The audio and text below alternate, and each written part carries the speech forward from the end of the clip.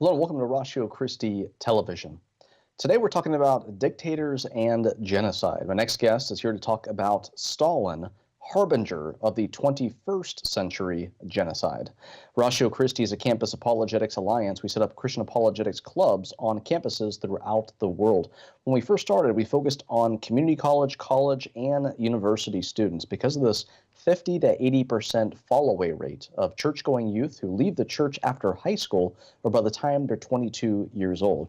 Yes, we got on campus to take back the mind of the university for Christ, but it was just a few years ago that we started Ratio Christi College Prep to then reach high schoolers with this apologetic information to give a defense for the Christian faith and prepare them for what they will face in college once they get there. Just go to ratiochristi.org, over to the top, click on RCCP, or anywhere on the site where you see RC College Prep. And you can learn more about that and starting a RCCP club in your area. Many times they meet at a local church or YMCA or homeschool co-ops. We have many clubs around the U.S. And again, this is preparing students for what they will face in college once they get there. The purpose of our organization is to help make people aware of the evidence for the Christian worldview and to point people to truth with a capital T, which is why we call our program Truth Matters. Joining me is David Richardson. David is the president of the Assumptions Institute and the author of the groundbreaking book Transparent: How to See Through the Powerful Assumptions That Control You. Dave is a highly sought-after cultural and intellectual strategist for leaders and future leaders. He's famous for using the power of assumptions to help executives, educators, students, and parents develop real-world discernment without being argumentative or needing an advanced degree. So we're thankful to have him here. David, welcome to Truth Matters. Thanks, Tony. I really appreciate you having me on today. David, this is a vital topic. People need to study history. Unfortunately, many people don't study the lives of dictators and how many people died under genocides that happened not too long ago. Very vital for people to study history. You're here to talk about Stalin, someone who usually isn't as well studied or mentioned as much as, say, Hitler. But how did Joseph Stalin and the Soviet Union become an area of interest for you? Well, actually, my interest in Stalin and the Soviet Union go all the way back to when I was a college student. I had an unusual opportunity in 1983 to go on a mission trip to the Soviet Union. I spent an entire summer traveling through the country and saw what the Soviet Union was like at the height of the Cold War. I saw how the leaders lived like kings and everybody else lived in abject poverty. I saw the empty streets. I saw the bread lines. I saw all of the things that you may have heard of related to a communist society. Saw it firsthand. And then again in 1990, I returned again on another trip and went all the way out to not only Georgia, but also to Siberia. And as the country was starting to come apart, looking at future opportunities for talking about Christian things in the former Soviet Union. Please tell our audience a little bit about Stalin and how he became a Marxist. Well, Stalin, he was born Joseph Yugashvili. He was born in Georgia, which is a country in Transcaucasia. He was born in 1878. And his father was a cobbler, but he was also an abusive alcoholic. So as is often the case with somebody growing up in that environment, Joseph and his mom moved out. They moved into the home of a family friend who was an Orthodox priest. And it was that priest who gave Joseph an opportunity to go to school. He was the first person in his family to ever go to school. As he began his studies, they discovered that Joseph was actually a very gifted student and a poet, which gave him an opportunity to enter the spiritual seminary in Tbilisi in 1894. As he continued to read voraciously, he got involved in a forbidden book club that got him reading some things that was a turning point in his life. And as a result of it, he actually became an atheist and a Marxist from reading these books. Well, once you're an atheist and a Marxist, what's the point of staying in seminary? So he left in 1899 and he joined the Russian Social Democrat Labor Party. And he very quickly became a local party leader in that movement. In 1903, the Russian Social Democratic Labor Party split into the radical Bolsheviks and the moderate Mensheviks. You may have heard of these from history. Well, Joseph, being a radical, he became a Bolshevik. And he began in those circles and eventually became a delegate from Georgia to the International Bolshevik Convention in 1905. And it was there that he met Vladimir Lenin. And this, again, is a person who people need to look to. We want to encourage people who haven't studied Stalin or other dictators. There are a number of books out there on these men. And it's usually said that those who don't study history are destined to repeat it. Unfortunately, Dave, as you know, those who do study history are destined to sit back and watch other people repeat it. So we want to make sure that people do get educated about these dictators. And of course, we as Christians wanting to influence the next generation of leaders, Ratio Christi reaching high school and college students, reaching the people who may be running our country in the next 10 to 15 years, people need to know about dictators and genocides and how we can keep those from happening again. Talking about Stalin here in particular, how did he become a dictator? Well, from the time that he got involved in the Bolshevik movement, he was either imprisoned or exiled numerous times. But it was in the times when he was largely free that he began to become a leader in the movement. In 1912, he actually was selected to be a part of the Bolshevik Central Committee, and so he moved from Georgia up to Moscow, where he could be a proper radical. He took the name Stalin from as a pseudonym as he began editing the party newspaper. Stalin means man of steel. That's how he wanted to portray himself. And he was editing the Bolshevik newspaper that he renamed Pravda. You've heard of Pravda, I'm sure. Well, that's where it comes from, is from Stalin.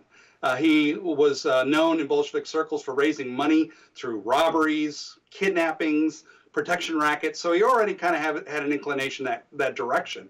But after the October Revolution in 1917, Stalin became part of the ruling group that ran the whole show with Lenin and Leon Trotsky. It was the three of them together that led the new Soviet Union. Well, in 1924, just a few years later, Lenin died.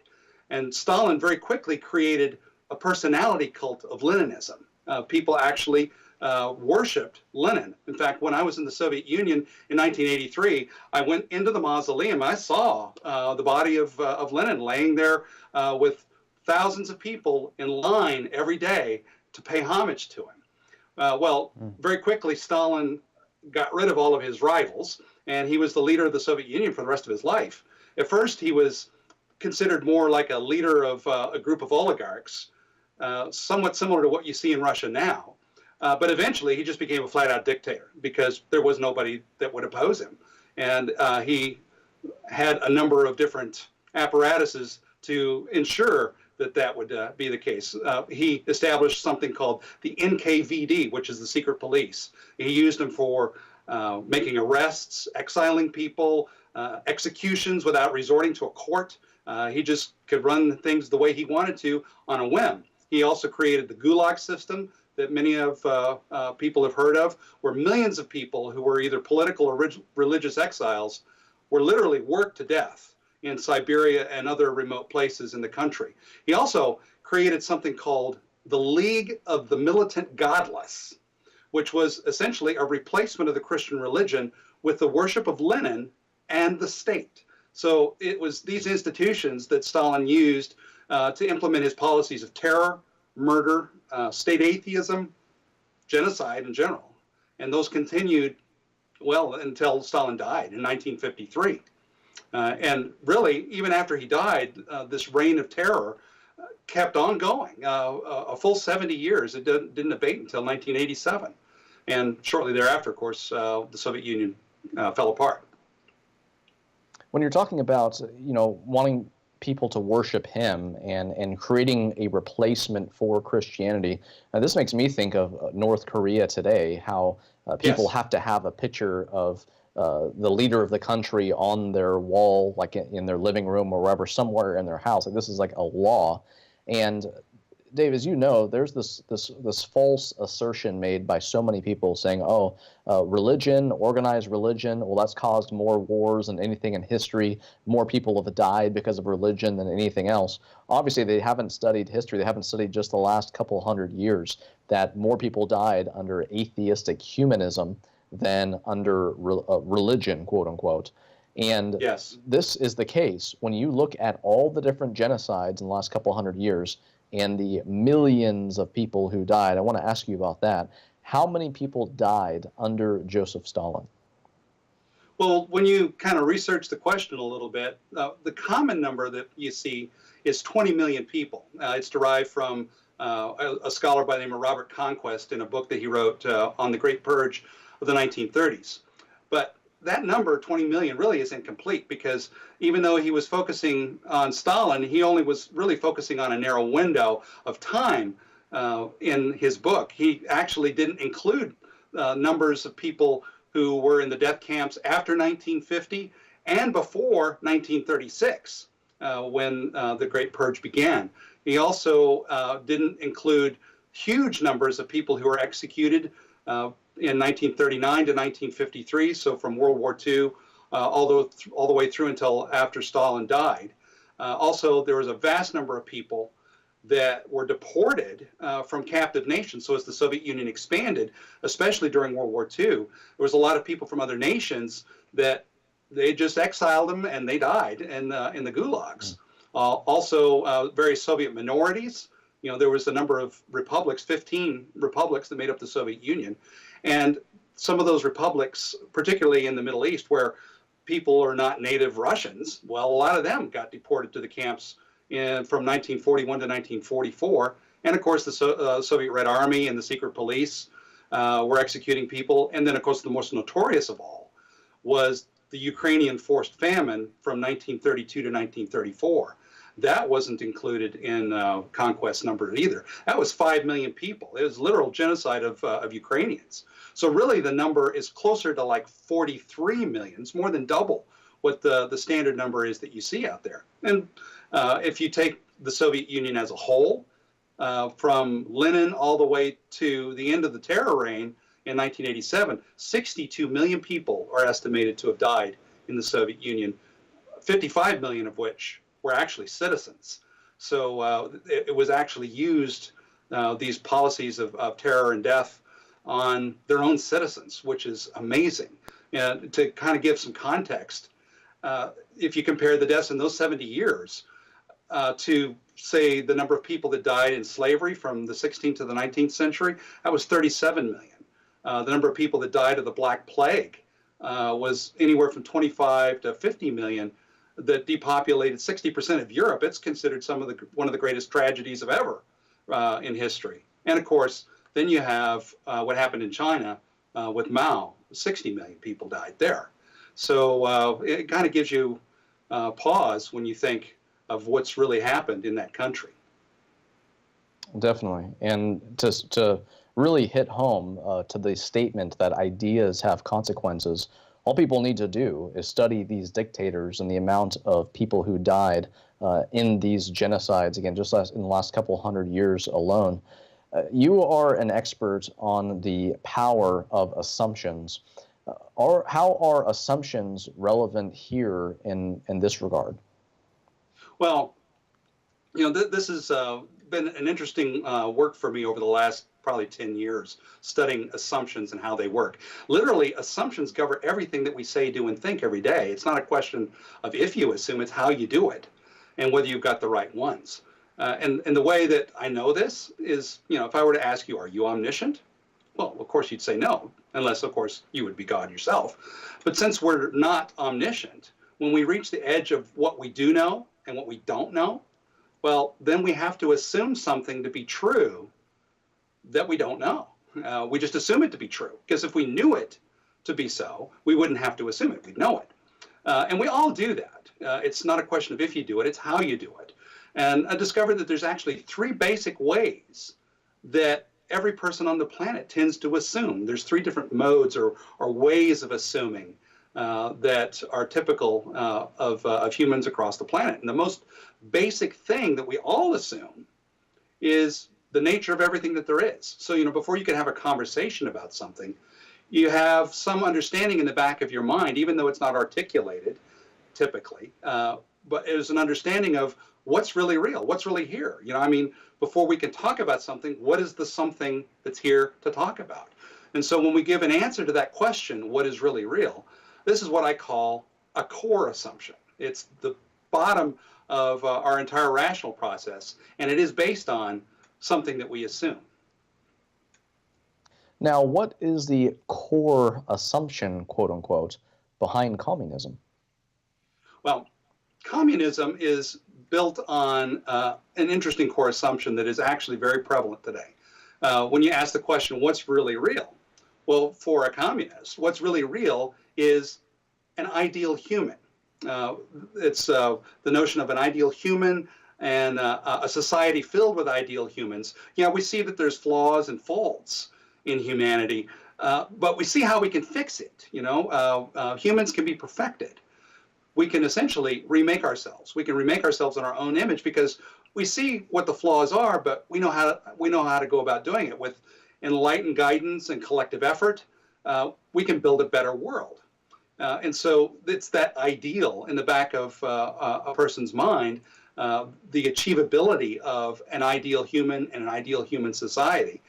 When it comes to moral things, good essentially is whatever achieves that ideal. So you'll find really quickly a situational relativistic approach to ethics, which plays right into a genocidal outlook.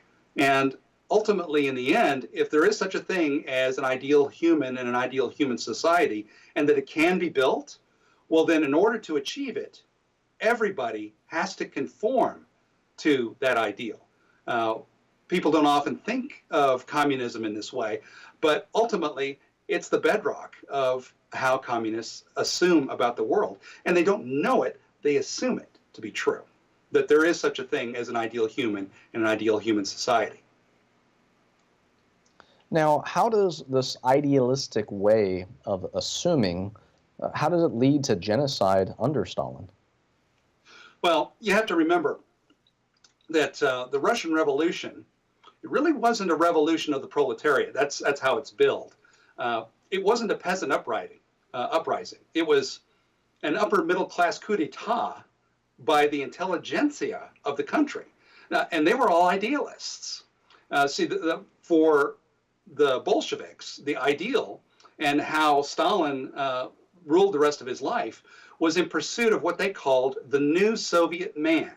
I don't know whether you've heard that phrase before or not. And not only a new Soviet man, but ultimately creating a single Soviet people, so that while you have people from all different backgrounds ultimately coming together as one society under communism, the traits that you would find of the ideal new Soviet man, things like selflessness. Now, selflessness in the Soviet sense is not like we would think of it in a Christian sense. It's selfless collectivism. In other words, giving up myself and sacrificing my life for the good of society, for the common good, for the collective, for the socialist cause.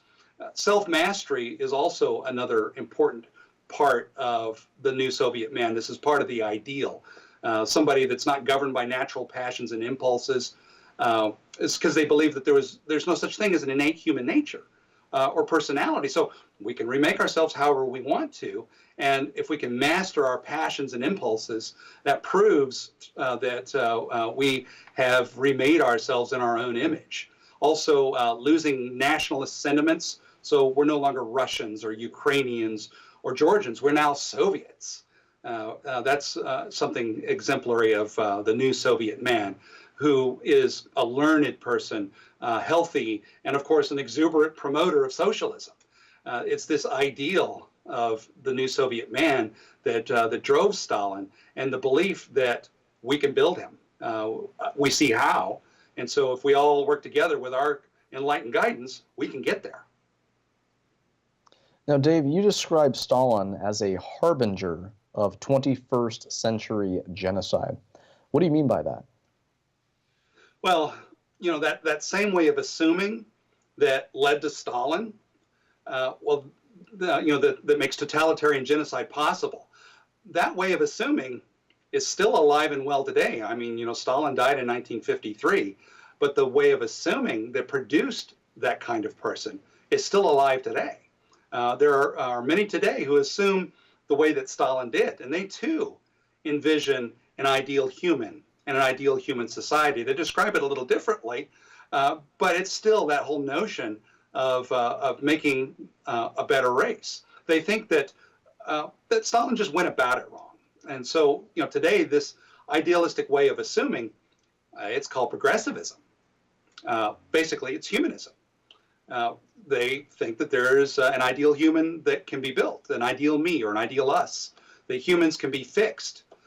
It's not so much who we are, but what we can be. That's building a better world is oftentimes the way that it's expressed.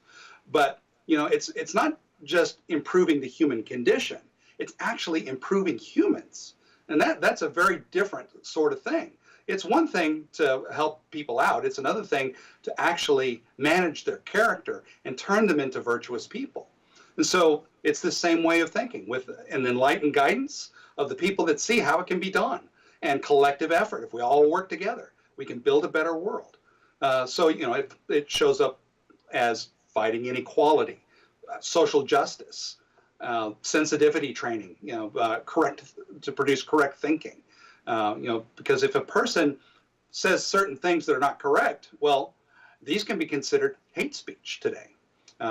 This is not just saying something racist or terroristic. It seems that anyone who disagrees with progressivism is actually labeled a hater. And today, it's already come to Canada. You can be imprisoned for certain hate speech crimes, and it's on our way to America. These are ideological crimes. In fact, I was just reading today about a bill that was just introduced by a state senator in California that requires all blogs, websites, or other communication for social media, they have to be screened by a state-sanctioned fact checker in order for it to be approved online content for social media. This is a proposed bill before the California legislature right now. It's also, other such things like no national borders or identity. You see more and more people thinking this way. That's how progressives tend to think. The global citizens, not Americans. The bottom line, basically, is we all must conform in order to fix people, to fix humanity. And what I mean by all, that means no outliers. There can't be any holdouts. Those who refuse to conform, well, they're holding up everybody else. So, they either have to voluntarily conform or be made to conform. I know it sounds outrageous at first to compare Stalinism and progressivism, but it really isn't. Progressivism sounds great, but if it's allowed to go to its logical end, this notion of perfecting humanity, well, genocide against those who can't or won't conform is where it goes. Not that it will go there, but it can go there, and so it's something that's very important to monitor, because idealistic thinking can lead to this sort of thing, and it's alive and well today. We see it all around us. It definitely is, and this is an episode that I really want to encourage our viewers to get and share with people. Dave, you just totally described what is definitely happening around the U.S. We need to look to other countries, because either we can learn from their mistakes or we're going to follow in their footsteps, one of the two. And we see that the way that the U.K. is right now, we see Canada going down that way. And of course, we have people here in America who are talking this way, even though things haven't been put in place. People, please study history, study what's happening around you. Don't be distracted by the many distractions that are out there. And this term progressivism, that doesn't sound too threatening, but is progressivism something that Christians can embrace? Well, this is a question I have gone round and round with people about for a while now. It's Progressivism is built on the belief that we can fix ourselves. Well, if that's true, then it has a number of different consequences. But when you look at human history, much less where we are today, we can't fix ourselves. I mean, a progressive can't even fix themselves, much less somebody else. What qualifies them to fix another person when they can't even become a more virtuous person themselves? They can't perfect themselves, so how can they perfect another person? We see this all the time, even though we know what the right thing is to do. Well, we lack the ability to always do what's right. That's our problem. It's not a knowledge problem. It's an ability problem. We know the right thing, we just can't always do it. And so this is what leads to the craziness in this life. No one's ever perfected themselves, much less a society. Well, actually, there's one person, but he was God in the flesh, so I don't know whether that really counts or not. But if we can fix ourselves, then there's no reason for Jesus to die on a cross. I mean, there'd be a plan B. I mean, if you read the Gospels, Jesus prayed in the Garden of Gethsemane, Father, if it be your will, let this cup pass from me. He knew what was coming. And if he knew what was coming, he said, well, if there's another way that we can do this, why don't we do that? But not my will, but your will be done. And there was no plan B. There was no other way to fix humanity. We can't fix ourselves. That's why we need a savior. And so that's why Jesus had to die on a cross. So if ideals are real, if progressivism is true, then the gospel's a sham. I mean, we may as well just pack up shop and go get a job because the gospel's meaningless. We can fix ourselves. So why do we need God to fix us? You see where that can cause a real conflict with the gospel? That's the problem with being a Christian and a progressive. You can do the one, but not the other, because if progressivism is true, then it's a different gospel. Very, very important information. Dave, it's been a huge blessing to have you here and to let our audience know about Stalin and his worldview, his philosophy, how this is still alive today and what's happening throughout the world that could also happen here in America. People need to get educated and remember that the gospel, of course, is the overall solution to all of this at the end of the day. Yes. Thank you so much for being here on Truth Matters. Thank you, Tony. Appreciate you having me. Friends, we need to think about this very hard and what has been happening around the world in the last couple hundred years in these different genocides and what's happening today. Jesus is the solution here. Please go to ratiochristi.org to find out more about our vital work and how you can support this vital work through prayer and financially, and that will allow this vital work to continue. And remember, when it comes to what we believe and why we believe it, truth matters.